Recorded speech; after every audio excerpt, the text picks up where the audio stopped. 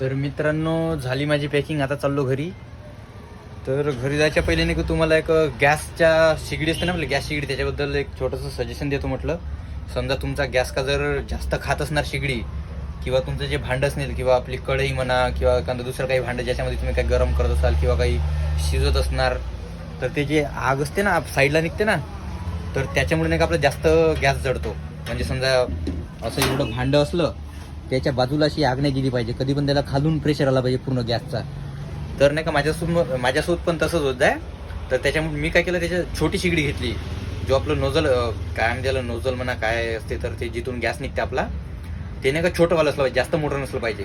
जसं की हे बघा माझ्याकडे ही जी शिगडी आहे ना, हे मोठं झालं आणि हे शिगडी झाली छोटीवाली. हे बघा छोटं आहे ना हे. तर याच्यामुळे नाही का गॅसचा प्रेशर चांगला येतो आणि लवकर गरम पण होते. आणि त्या लवकर गरम झालं की आपल्याला नाही का गॅस लागतो कमी. तर म्हणून नाही का अशी मोठी शिगडी नाही यूज करायची कधी पण. अशा मोठ्या शिगडी नाही का गॅस जास्त खातो. अशी छोटी शिगडी यूज करायची, असा छोटा भट्टा यूज करायचा, ज्याच्यामुळे नाही का तुमचा गॅस सेव्ह होतो. तुमचा गॅस कमी लागणार, लवकर तुम्हाला जे पण काही गरम करत असणार, फ्राय करत असणार, ते लवकर फ्राय होणार, लवकर गरम होणार. तर एक छोटंसं सजेशन. तर ठीक आहे, आता जातो मी घरी. बाय.